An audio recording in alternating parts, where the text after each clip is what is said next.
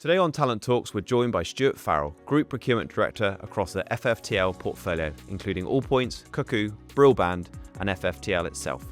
Stuart brings over 25 years of global procurement and supply chain leadership, with a career that's taken him through senior roles at Vodafone, Fujitsu, HPE and Cornerstone. He's built a reputation for driving collaboration, delivering transformation and leading teams through complex change. At APFN, now part of the Fern Trading Group, Stuart played a key role in unifying multiple businesses into one wholesale fibre entity, embedding transparency, shared goals, and a real #OneTeam culture. He's also a chartered member of SIPS, a regular industry keynote speaker, and has a passion for being a mentor for the next generation of procurement leaders. It's a lovely place. Yeah, amazing views over the city of this It room. really is. We've lucked out. We have to protect it for the whole day. So since I've seen you, you've been doing cricket and lots of other stuff outside of your day-to-day. Loads of stuff. How was the cricket day? An amazing day. So I know As you you love know, cricket. love my cricket, love my football. We've been working with Prodapt, building the Aquila platform at Allpoints, about the last 2.5 years. We'll talk about work stuff later. But Swami, the guy that's the senior guys there, asked me last summer about trying to do a bit of a charity sort of. All we ever talk about in business meetings, we get the work out of the way. Then we end up chatting about the IPL, India, who's going to captain India because in the series in the summer, stood down, yada yada. So we always end up chatting about cricket anyway. So he said to me, "Do you fancy a game?" Now they're an Indian outsourcer, so I'm straight away thinking, I bet they've got some decent spinners, and I bet their batsman can open really well. So I was like, a bit hesitant, thinking, yeah, we'll pick a date. Anyway, about 3 weeks later, Swami went, "So what date do you want to go with?" I thought, he's not going to let this go. He's not going to leave it. And so we picked a date, which I think was like 20th of September. And we picked it probably just after I got back from holiday, so beginning of August. And you're thinking, it'll be fine. Yeah. About 2 weeks later, he rang me and said, "Right, I booked the venue. We've sorted the groundsman. We're going to cut it like this. We're going to get the pitch marked up. Have you got enough players?" I was like, "Oh, wow, this is..." So all of a sudden it becomes like, oh my God, we're actually going to play cricket against Prodapt. And he's like, "Right, we need to get squad numbers, order the shirts, players' numbers, names on the back." We had an absolutely amazing day. What was quite neat was, I do quite a few like keynotes and whatever, and you always talk about partnerships. And you quite often get the question of, how do you build a sustainable partnership and a real, you're in this together thing. Sport for me has been, over the last sort of 10, 15 years, such a leveler. Well, us, right? Yeah, Newcastle, Liverpool, cup finals, and we. So you can talk about work. Work is important. Giving you a little bit. Well, over the the ESAC thing is let it go. It does feel like we're on the overlap now. But what's quite neat is, I met Mukul, the Senior Vice President of Prodapt. He came over. A lot of the guys that work on our coding to build the platform were all there playing with us.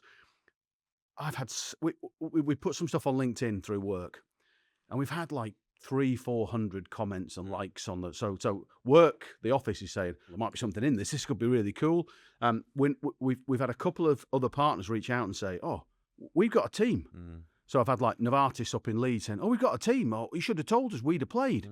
So I was like, "Oh, okay, fine." And then I've had another supplier, Westco, Annexter, our big distribution partner, saying, "Oh, we could put a side together." So all of a sudden, some of our biggest strategic partners, who we also talk about Man City and the Premier League and all that sort of stuff, have got their own little cricket teams, all guys and girls that want to play cricket. And that was also quite neat, because I had, boys and girls, different classes, different qualities, different ages, just all chucking in. Then we had some great Indian food, opened the bar. But it started now a bit of a thing. So next year, there's chat to say, should we do like a Friday? So all book the day off,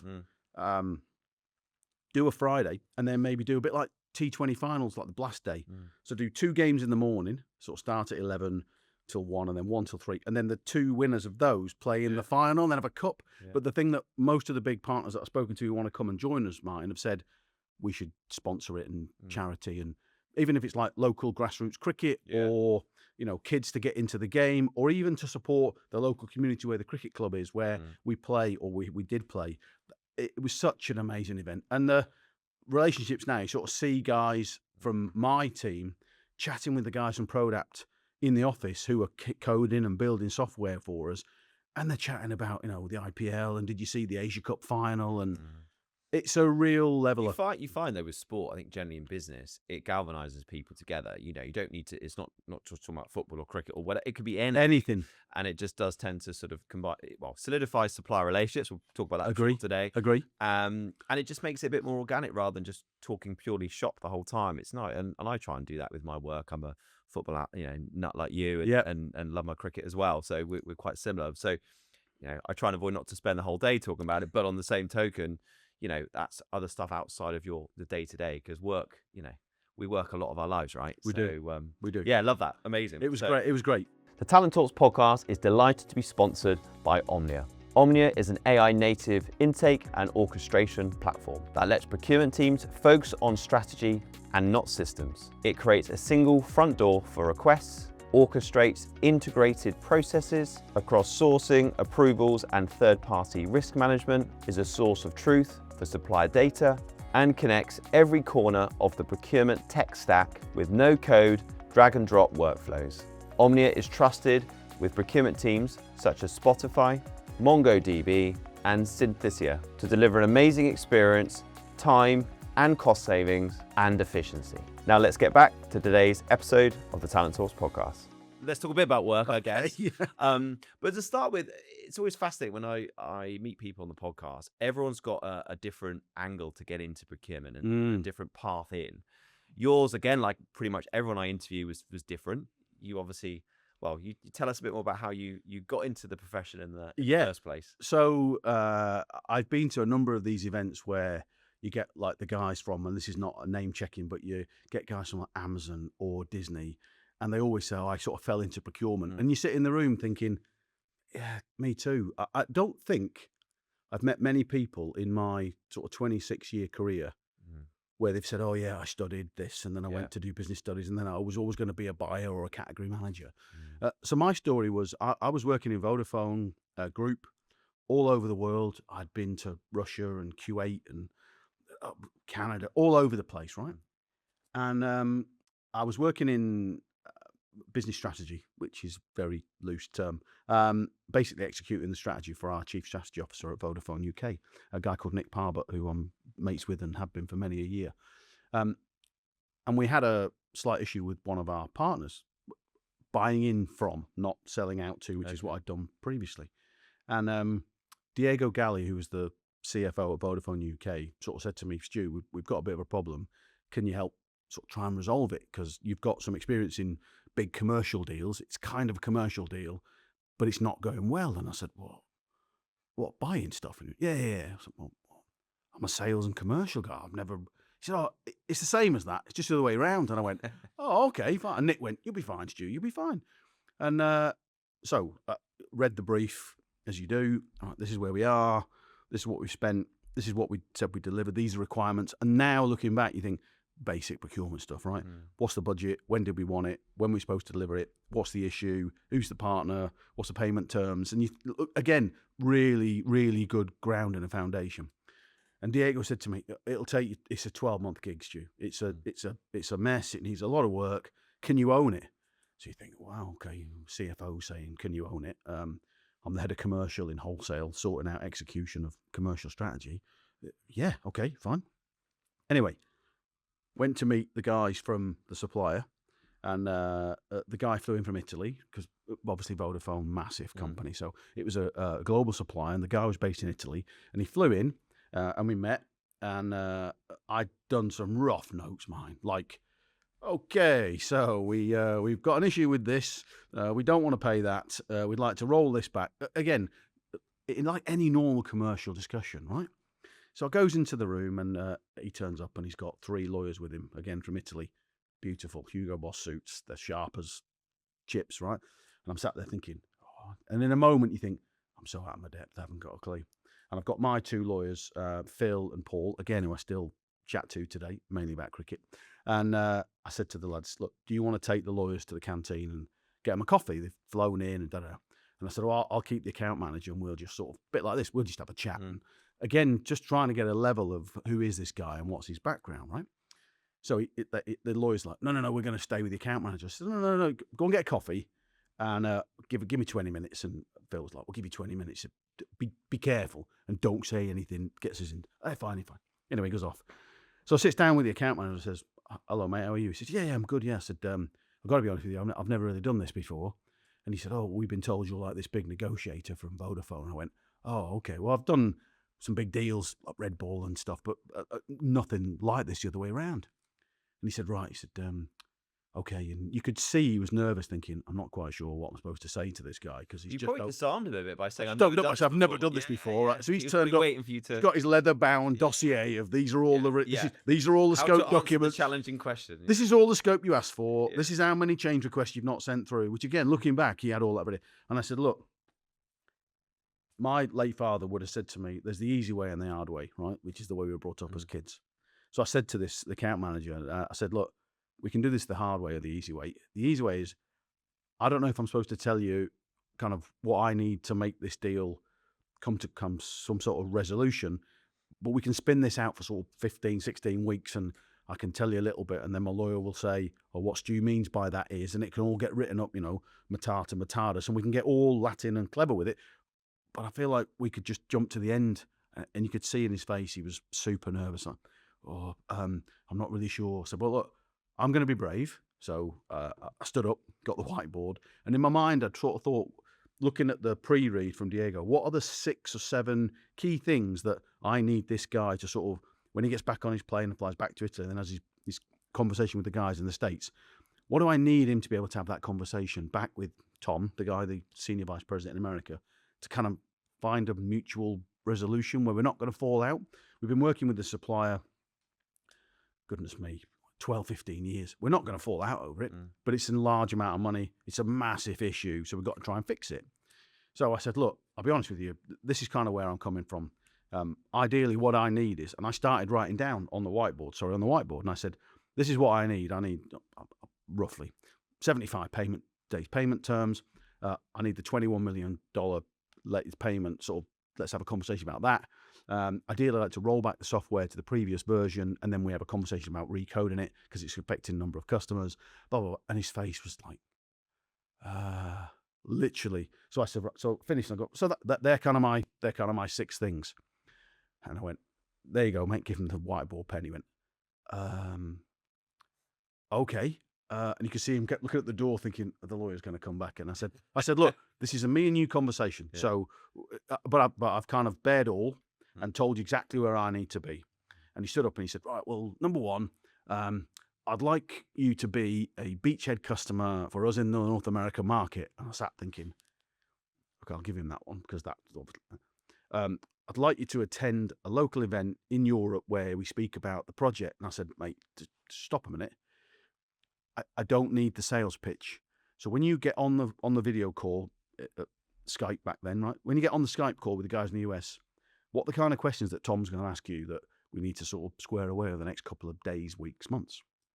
Because Diego had said it's a 12, 15-month piece of work, and I don't know if this is right or not, but I'm going to sort of bear all, like I said. And he said, oh, right, okay. So I said, right, let's cross out the first 2. And he said, well, I could probably go to 75 days, but on the $21 million, I've already seen it recognized revenue. I'll make it up to 15, 16 million. So I said, okay, so if I go back to Diego and say, look, if we can settle something sort of 15 to 16, we could make the other 5 or 6 go.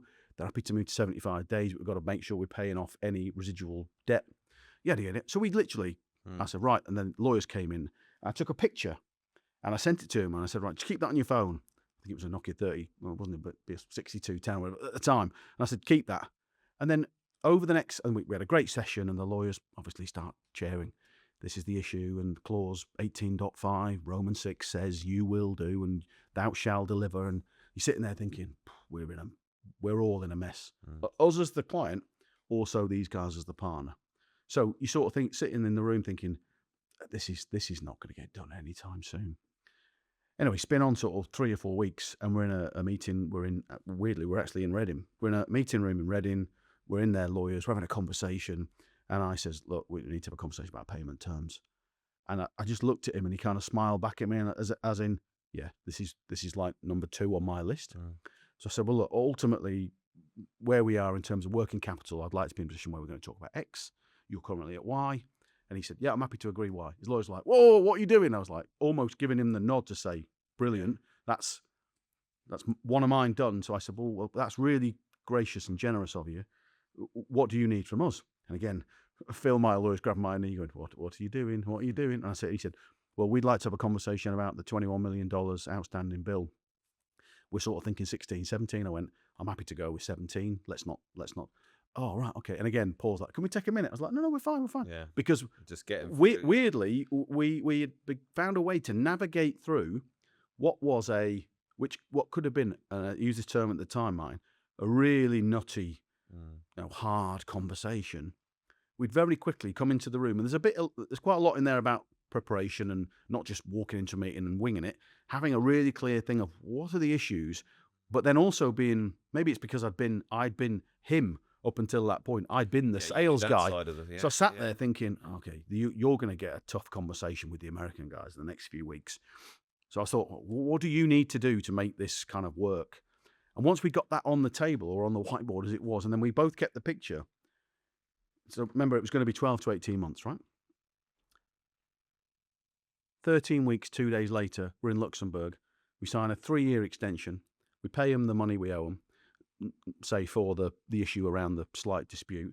We've rolled back the code. They've rewritten it.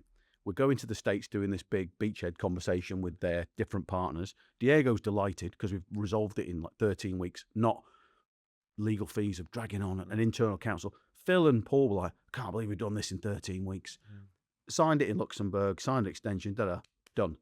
Came back from Luxembourg, and Diego sat me down. He went, that was really good, Stu. And I said, if I'm honest, it was just a relational conversation between two guys with our lawyers trying to find a way through what's a difficult path to navigate. We got 5, probably 6 of our 6 or 7 things. I think they definitely got 4 or 5 of theirs. So it's not quite a win-win, but it's, it's not litigation and we're sitting in the high court, and we found a way through it, and it was very relational. I still speak to the account manager every couple of months. He's also into his sport. He was more motor racing guy, but we got into that, and I was motorbikes, he was motor cars. We found a level. We were texting in the evenings about like tomorrow, this is what we need to sort of think about. And then you realize you're negotiating through the medium of then text messaging in the day, and you're having conversations about what's the right thing for them, what's the right thing for us.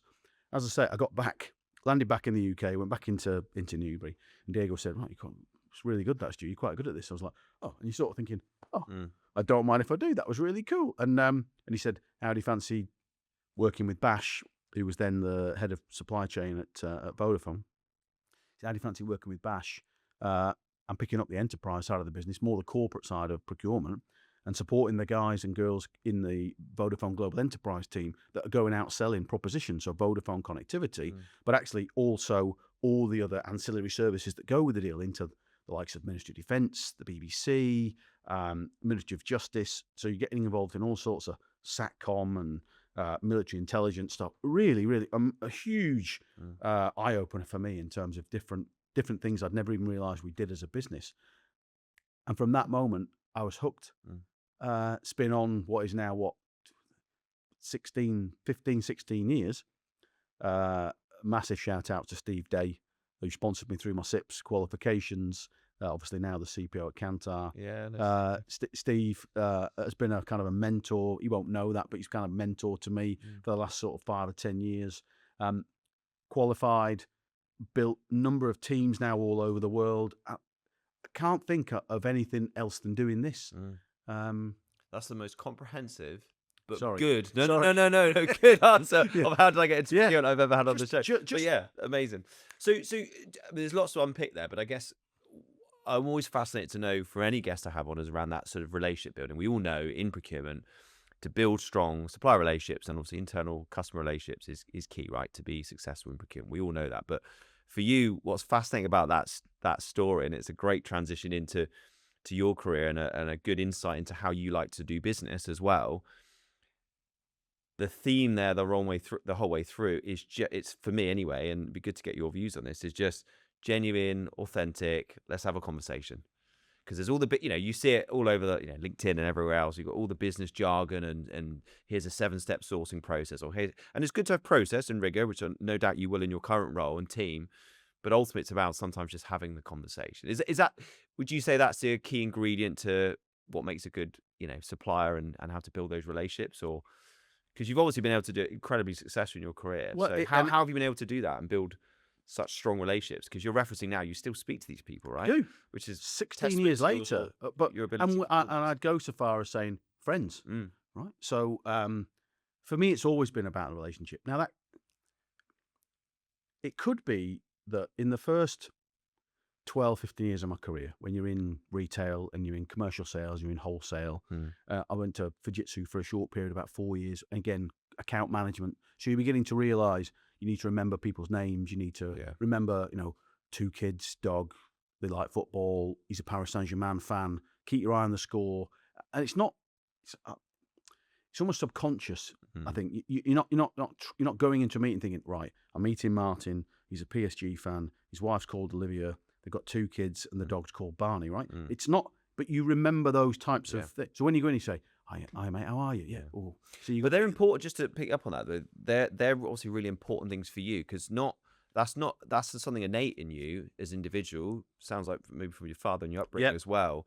But that they're really important to you. And I know from the very many conversations you and I have had, it's a really important thing to actually get to know the person behind the It's the connection. And I think, was that learnt then? Is that innate? I'm making assumptions it's innate, but how have you sort of learnt that? Because that's a hard skill to get, because there's lots of people I meet and interview and speak to and all the rest of it where it's quite transactional. That's not criticism. That'll just be like, Martin, here's the briefing. I need you to find us this person. Go execute. Fine. But with you, there's a lot more behind that. It's not just about the execution and being commercial in your role. Where have you learned that? I'd probably put it down to my mum. If I'm honest. Your mum. We're not going to go like too deep. Of course.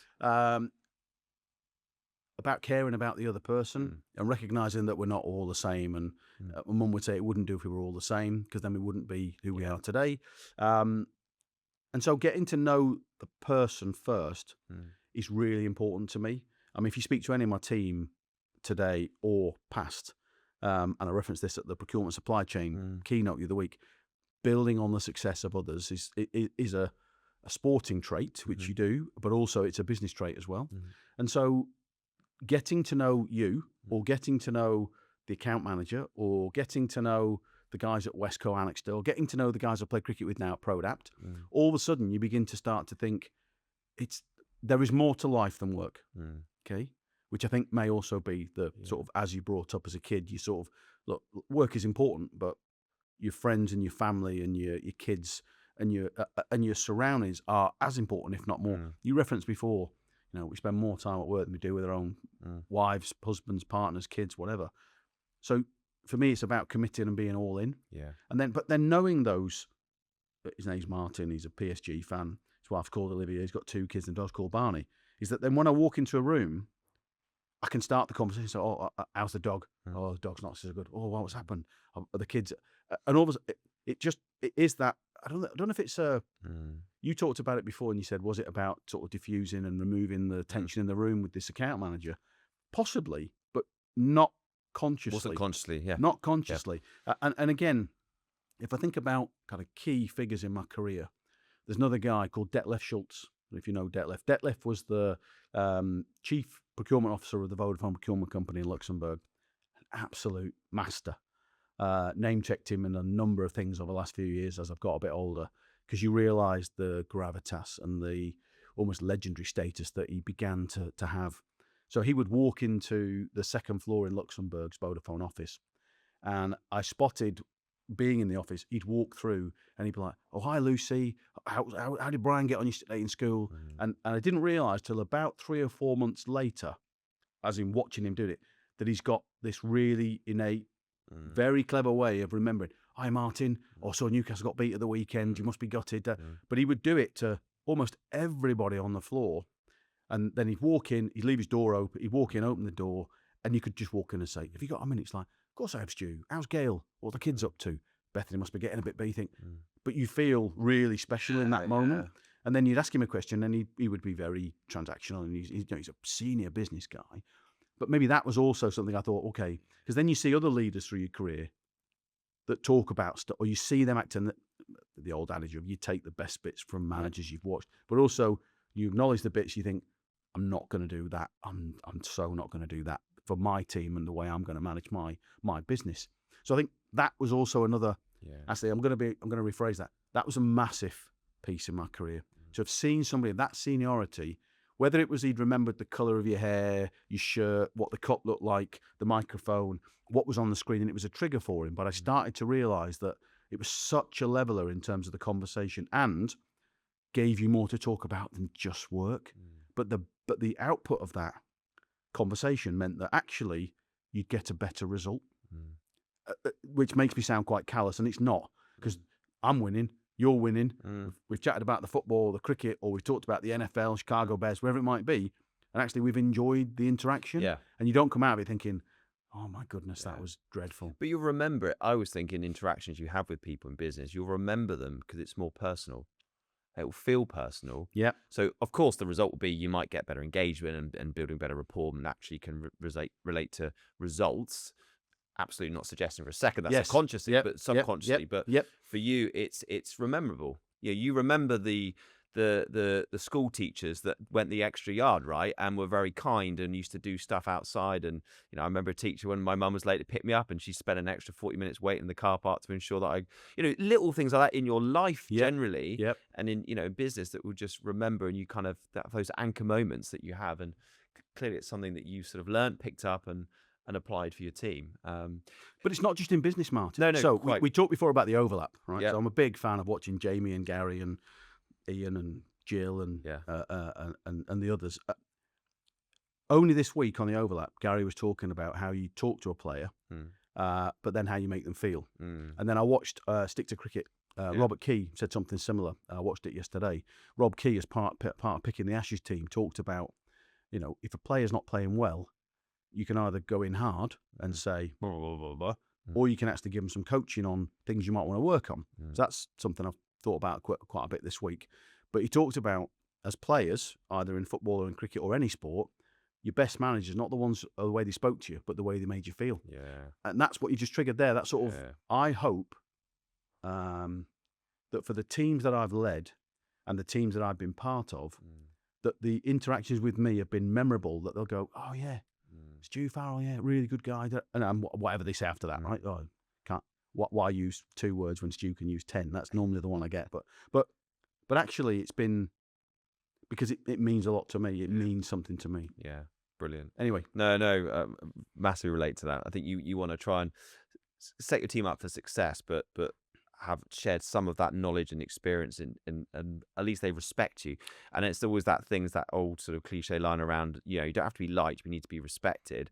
And I always sort of hope that the legacy for people that when you coach and train and manage and mentor, that you can do it in a respectful way, and they can remember something from that. And you show, clearly showing compassion, you're showing empathy, and you care. You care about the people in your team, which definitely sort of comes across in this meeting. And I've known you a while now, and I know that's I know some of your team, and I know that's what they say about you. So I want to talk about talent, people, team. Yes. Obviously, I'm a recruiter, so I always want to know from people what would you define as talent? What do you look for when you're hiring people in your team of any level, of any, what are the number one sort of things that you look for? Attitude. So skills are important, and working on a number of recruitments over the last sort of 12 or 18 months.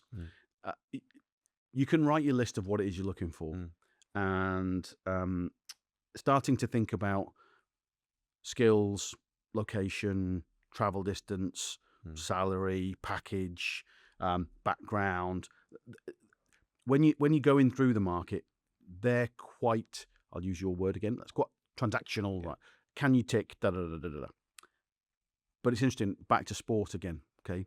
So up until 2017, Liverpool Football Club used data scientists. You're quite fond of them, aren't you? I am. But data scientists to track and watch the other team. Okay, so they would build this dossier of this weekend we're going to play Newcastle. They've got a striker, Isak, good in the air, good with his feet.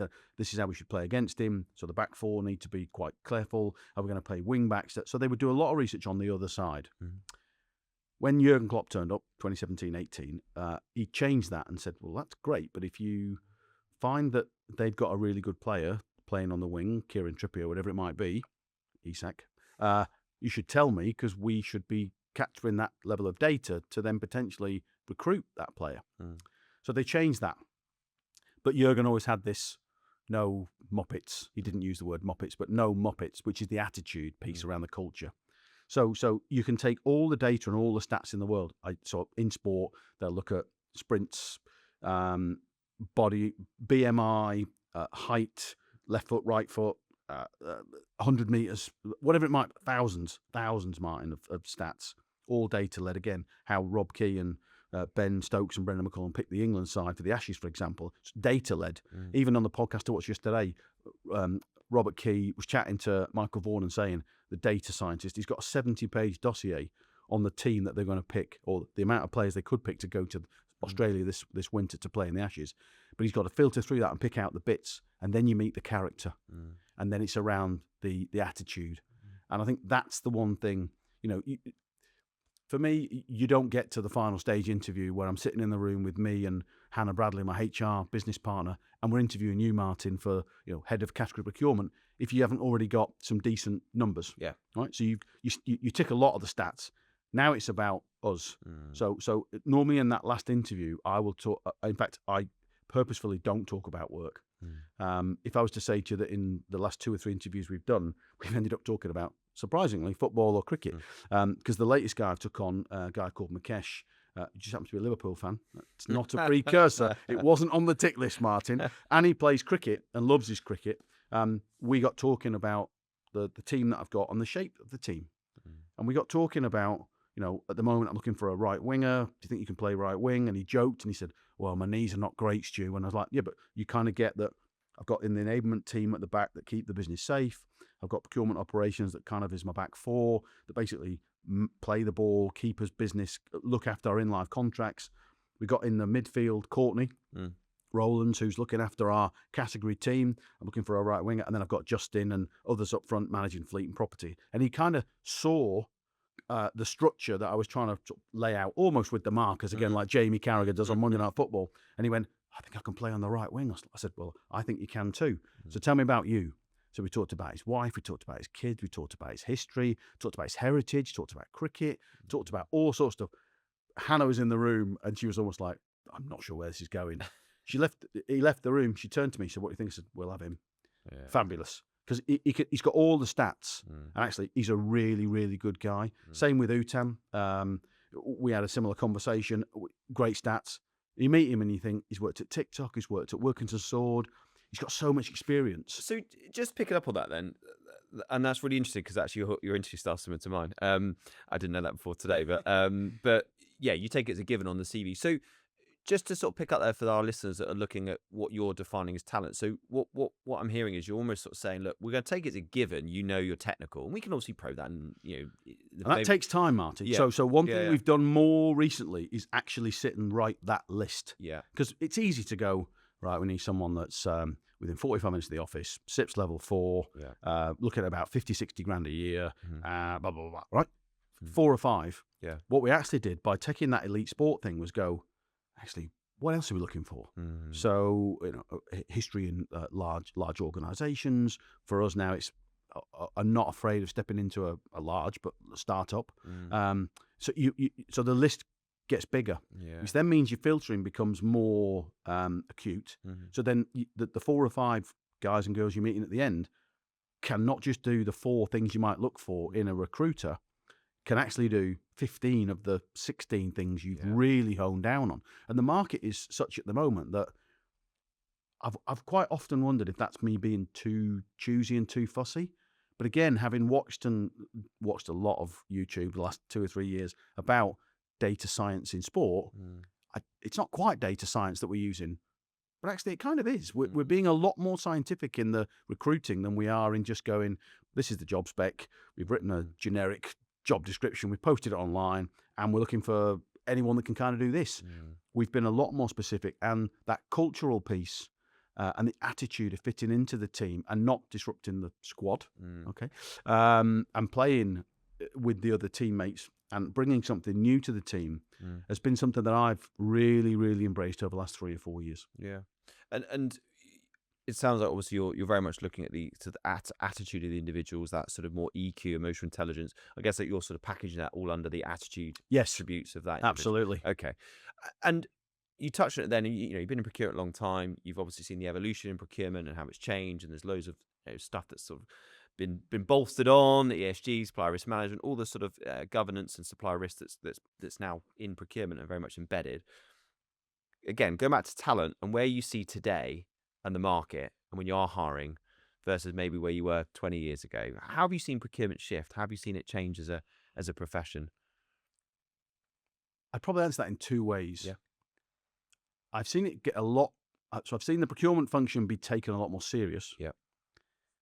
But I do think it's down to your CEO, MD leadership group. Okay. Into how serious that is. So if I look at the 4 or 5 businesses I've worked at over the last 20 odd years, Vodafone was probably the pinnacle in terms of it really understood quite early on that the way it purchased and how it purchased, not just in an opco, but a group level, could be transformative and also very, very commercially astute in terms of how they did it and the buying power of a group and stuff, which weirdly, even 15, 16 years on, I'm still deploying that methodology today across the Fern Fibre Limited group with, as you say, the Broadband guys, Cuckoo, and All Points, and potentially others in the group in the future. So that DNA that was kind of started in Vodafone still continues 15, 16 years later. But the second part of my answer is, it is down to your leadership group. So I have been extremely fortunate, certainly in this current role now for just about to tip into my 5th year within the group, is that I've had a group CEO in Jarlath Finnegan and an OpCo managing director in Roland Kelly, who really understand the value of procurement. They don't just see it as the guys that buy stuff. They see it now as the guys that, so if I look at the portfolio we look after across the group now, we look after all of our enablement, so the onboarding, the background checks, the credit safe, the director checks, the banking, the cyber, the vendor security assessment. Because we're in telecoms, Martin, we've got the legislation around not just GDPR, but we've got Telecommunications Security Act, the use of foreign technology in the network. So Tracy, Paula and Graham and the team there, literally the goalkeeper and the 2 centre backs, right? Then if I think about the work we do in the category procurement with Courtney and the way we buy, but also then Phil, Garden and the team in terms of how we then look after in life. We also look after the property estate. We look after a lot of the ESG reporting, a lot of the fleet estate. Again, ESG, carbon. We work really closely with our investors, Octopus, in terms of making sure we're trying to be carbon sensible in terms of how we manage and heat the buildings, how we manage the fleet, how we power the network across the country. 21 million homes passed, right? There's a lot of power in data centers. So we're doing a lot of work on cooling and what have you. So the skill set that you're trying to recruit, Martin, now is not just, I need someone that's got 5 or 6 attributes and knows how to buy and is commercially astute. Actually, now I'm looking for a much more rounded player or rounded individual that can pivot, that can drop from data center purchasing to working with some of the DNOs like SSE or the National Grid and talking about power utilization and a much more worldly wise as well. That's been something that's been really, really evident to me over the last 5 or 10 years, in that you aren't just recruiting a left back or a right back. You're recruiting a left back that can push into midfield, that potentially is good on the ball and can score a goal and got a great free kick. Again, the analogy with sport is just because it's something that I've become more and more maybe just aware of over the last sort of 5 or 10 years, bro. So in answer to your question, we moved from transactional buying to being much more a cornerstone now of the business. But as I say, cannot underestimate the power of having a senior leadership team that understand the why, not just the what. So you've had that innate, that backing from the C-suite in majority. It sounds like the businesses that you've worked at. There's a lot of people that will be listening that will be going, and it's the whole if only, right? And the narrative around seat at the table and procurement should have a seat, and who should be demanding that? Should it be procurement or should it be coming directly from CFO, FD? What would your advice be to people that are trying to create a mandate for procurement? They're trying to implement policy, make change, and there's maybe resistance from above. How do you kind of align your vision and your goals to leadership? Which obviously at times you'll have to do as well, and I would have had to do. We have, You've yeah. got incredible buy-in. Yep. What advice would you give to people to try and get everyone aligned to the way that procurement should be doing things and supporting the business? So I think it's a great question. I think for me, if I think about previous businesses I've worked for where it wasn't quite at first understood that procurement, the value of what procurement can bring, and again, procurement being different from purchasing, Yeah. is that actually understanding your own role, first of all. So instead of going into the CEO or the MD and saying, I want to sit at the table, which I've spoken to Ben Farrell about a number of times, is that important? We'll come back to that if we can, because we've just made a massive change in our business to not have me sat at the table for a very good reason. Is that actually understanding your own role or the role of your function, what it's meant is, first of all, taking accountability for ourselves. And I don't mean that arrogantly, but being really, really clear in our own minds. What are we here to do? And in the first instance, the way I've been able to get real buy-in from the CEOs, the MDs, the group CFO, what have you, normally been, maybe is again back to that human thing, the relationships, is that understanding really quickly the stat directors within the business and ensuring that they understand the role I and my team play in keeping the business and them safe and potentially out of prison. So really bringing it down to almost like a baseline level, right? A very human level. If we get some of these decisions wrong, and we are in breach of regulation or UNSPC codification issues or European GDPR, there are serious fines for the business, but also there are serious implications for statutory directors. So I'm not coming at it, for anyone listening, it's not a fear thing. It's a reminding the stat directors of their corporate responsibilities and then going in and saying, I want to help keep you and the business safe. Yeah. So our used to be called KPIs, now called OKRs, for objectives and key results. So my number one key result for the past 10 years, Martin, has been safety first. So a lot of people say to me, that's unusual for a procurement team to have safety first. So, all my team on HiBob, the system we use right now for managing our HRIS system internally, number one objective, safety. Maintain a fatality-free environment across the entire group. Now, again, I get people saying to me, well, how can procurement do that?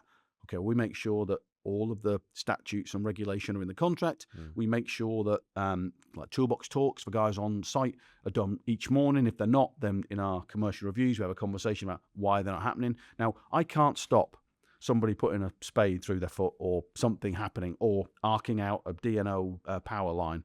But I can absolutely damn sure make sure that every single thing contractually and commercially is in place to not allow that to happen.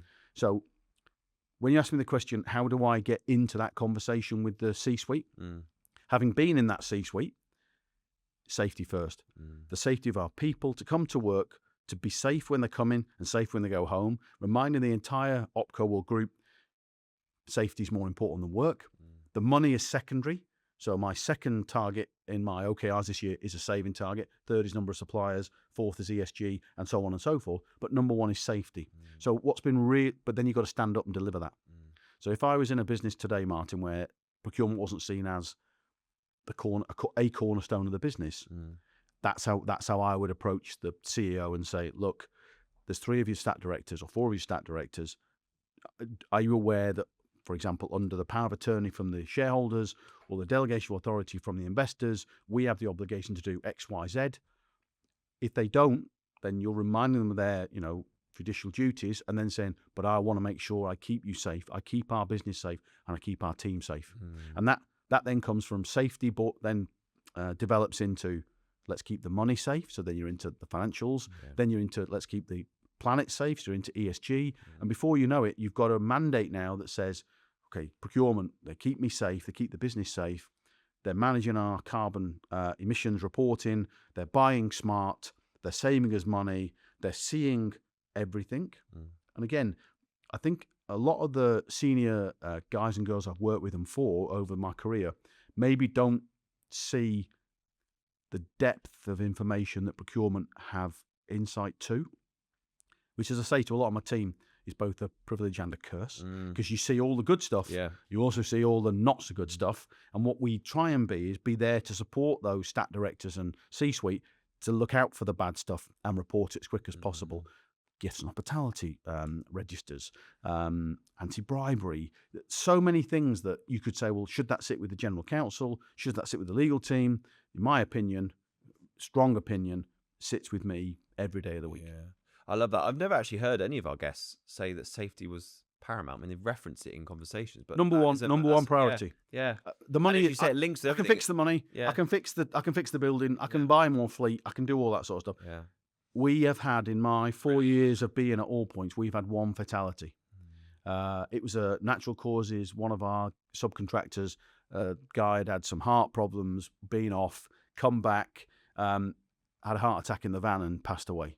And his son was there when it all happened. So, and I can tell you, there is nothing more horrific than obviously that happening. And then as a business floundering to, what do we do to support his wife, and what do we do to support his son? And the money is secondary and almost irrelevant, mine. So, work is a thing we do. It's a place we go, but it shouldn't define us. And for me, that with my team, safety first, then the money, the suppliers, ESG, personal development. And I'm doing that because actually our 7 OKRs, KPIs this year will always start with safety. Yeah. Thank you for sharing that. That's a really, really powerful message, I think, to everyone listening. And as I say, generally, it's the first time I've heard that being number one. And as you said, it links back. And you're in such a privileged position in procurement by having that opportunity, if that's the right way, to do that, and to mean sure that you can have the responsibility to make sure that there's safety, both in terms of people, planet, profit, which people talk about, safety first of the team. So, yeah. And the newer thing now, cyber safety. Exactly. So if I think about we've actually ran a number of scenarios the last few weeks, which again, the CEO and the MD are very, very aware of. You can't turn on the news at the moment, Martin, without M&S or Jaguar Land Rover or Heathrow or some. So safety can then you can sort of begin to start take the safety word and say, well, then there's online safety. So what do we as a business do in terms of our firewalls? How do we manage our VPNs? How do we make sure we do mandatory training with all the team?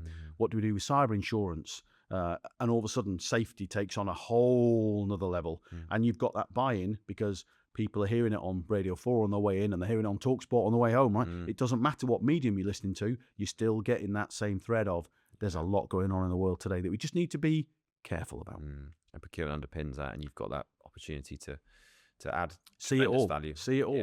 How we buy our group insurance, where we buy our fleet from, brand reputational damage. There's so many things that as procurement professionals we touch and see that not all parts of the business would see. Yeah, brilliant. I could chat for ages, but we're going to finish with our quickfire questions, which you don't know. You haven't seen these in advance. We don't know anything. So I'm going to fire these across. First thing that comes to your mind, obviously stuff that we can share on the podcast. But first thing that comes in. So 5 quickfire questions. So question 1, morning person or night owl? Morning. Risk taker or planner? I'd convince you I'm a risk taker, but I have everything military precision. So we're veer down the planner route. Yes. Okay, that's good. What's one book, show, or podcast you've recommended the most to people? Ooh, you've referenced a few on the show today, but if that's one.